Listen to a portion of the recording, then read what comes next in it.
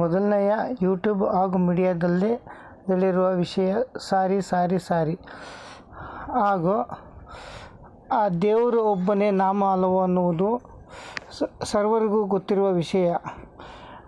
ಅದರಲ್ಲಿ ಯೇಸು ಬೇರೆಯಲ್ಲ, ಅಲ್ಲ ಬೇರೆಯಲ್ಲ, ಬುದ್ಧ ಬೇರೆಯಲ್ಲ, ಶಿವ ಬೇರೆಯಲ್ಲ. ಹೇಳಬೇಕಂದ್ರೆ ದೇವರ ವಿಷಯದಲ್ಲಿ ನಾವು ವಾದ ವಿವಾದ ಮಾಡುವುದು ಸುಳ್ಳಾಗಿರುವುದು. ಹಾಗೂ ಈ ಭಾರತ ಹಿಂದೂಸ್ತಾನ ಹಿಂದೂಸ್ತಾನಿ ಹೈ ಇಂದ ಆದಿ ಅನಾದಿ ಮೂಲ ಊರ್ಧ್ವದಿಂದಲೂ ಬಂದಿರುವ ವಿಷಯ ವಿವರ ವಿಸ್ತೀರ್ಣವಾಗಿರುವುದು. ಹಾಗೂ ಕ್ರಿಸ್ತಪೂರ್ವದ ಮೊದಲು ಕೂಡ ತಾಯಿ ಜಗನ್ಮಾತೆ, ಆದಿಶಕ್ತಿ, ಅನಾದಿಶಕ್ತಿ, ಮೂಲಶಕ್ತಿ, ಮಹಾಶಕ್ತಿ, ಸಪ್ತಮಾತೃಕೆ, ದುರ್ಗೆ, ಅಣ್ಣೆ, ಮೂಕೆ, ಚಂಡಿ, ಸಾವಿತ್ರಿ, ಗಾವಿತ್ರಿ, ಭಾರತಿ, ಭವಾನಿ ಅನ್ನುವ ಸಪ್ತಮಾತೃಕೆ ನವದುರ್ಗೆಯರ ರೂಪವನ್ನು ತಾಳಿ ಹಸು ಸಂಹಾರ ಮಾಡಿರುವ ವಿಷಯವಾಗಿರುವ ದೇವಿ ಮಹಾತ್ಮೆ ವಿಷಯವಾಗಿರುವುದು. ಅದರಲ್ಲಿ ತಿಳಿದರೆ ದೇವರೊಂದು ವಿಷಯಕ್ಕೆ ವಾದ ಮಾಡುವುದೇ ಇಲ್ಲ. ಹಾಗೂ 18 ಪುರಾಣಗಳು, ಚತುರ್ವೇದಗಳು ಹಾಗೂ ಭಗವದ್ಗೀತೆ ಎನ್ನುವ ಪಂಚಮ ವೇದಗಳಿಗೂ ಕೂಡ ದೇವರ ವಿಷಯವು ಅಡಕವಾಗಿರುವುದು. ದೇವರು ಅನ್ನುವುದು ಕೈವಾರ ತಾತಯ್ಯನವರು, ವೀರಬ್ರಹ್ಮಯ್ಯನವರಿಗೂ ಗೊತ್ತಿರುವ ವಿಷಯವಾಗಿರುವುದು. ದೇವರು ನಿರ್ಗುಣ, ನಿರಾಕಾರ, ನಿರಂಜನ, ನಿರ್ಮಲ, ಪವಿತ್ರ, ಪಾವನ, ಅನಾದಿ, ಸನಾತನ, ಮೂಲ, ಮಹತ್ ಮಹಿಮೆ, ಹೆಚ್ಚು ಮೇಲು, ಹಿರಿಮೆ, ಘನತೆ, ಗೌರವವಾಗಿರುವುದು. ಆತನ ಒಂದು ಸೂಕ್ಷ್ಮಾಂಶದಿಂದಲೇ ಸೂರ್ಯ, ಚಂದ್ರ, ಅಗ್ನಿಯು ಬೆಳಗುತ್ತಿರುವರು. ಆತನು ಎಲ್ಲರಿಗೂ ಕಾಣುವುದಿಲ್ಲ. ನಂಬಿದವರಿಗೆ ಚಿನ್ನವಾಗಿ ಬಂಗಾರವಾಗಿರುವನು, ನಂಬದಿರುವವರಿಗೆ ಮಣ್ಣಾಗಿರುವನು ಅನ್ನುವ ವಿಷಯ ವೇದಾಂತಗಳಲ್ಲಿ ತಿಳಿದ ಹಿರಿಯರಿಂದ, ಭಾಗವತರಿಂದ, ಭಕ್ತರಿಂದ, ಧ್ಯಾನ ಯೋಗಿಗಳಿಂದ ತಿಳಿದಿರುವ ವಿಷಯವಾಗಿರುವುದು. ಹಾಗೂ ದೇವರನ್ನು ಬಿಟ್ಟರೆ ಜಗತ್ತೇ ಇಲ್ಲ.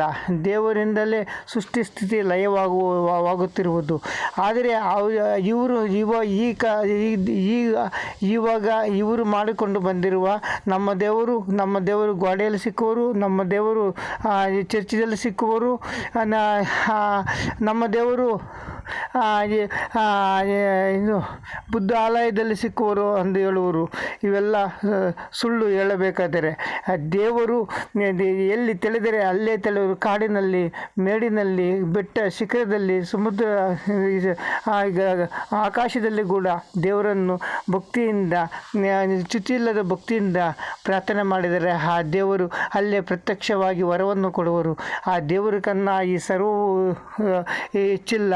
ಯಾವಾಗ ಪ್ರಳಯವಾಗುವುದು, ಯಾವಾಗ ರೋಗ ರುಜಿನಗಳು ಬರುವುದು, ಯಾವಾಗ ಜಲ ಪ್ರಳಯವಾಗುವುದು, ಭೂ ಪ್ರಳಯವಾಗುವುದು, ಅಗ್ನಿ ಪ್ರಳಯವಾಗುವುದು ಯಾರಿಗೂ ಗೊತ್ತಿಲ್ಲ. ಆದ್ದರಿಂದ ಅವರವರು ಧರ್ಮಾನುಸಾರ ಅವರವರು ಹೇಗೆ ಹೋಗುತ್ತಿರುವರು ಹಾಗೆ ಹೋಗುವುದು ಒಳ್ಳೆಯದು. ಹಾಗೂ ಅವರು ಅನ್ಯ ಧರ್ಮೀಯರು ನಮ್ಮ ಧರ್ಮದ ಮೇಲೆ ಬಂದಾಗ ಅನ್ಯ ಧರ್ಮೀಯರು ಹೇಗೆ ನಮ್ಮ ಧರ್ಮದ ಮೇಲೆ ಅವಲಂಬಿತರಾಗಿರುವರು ಹಾಗೇ ಹೋಗುವುದು ಸಹಜ. ಅನ್ಯ ಧರ್ಮೀಯರು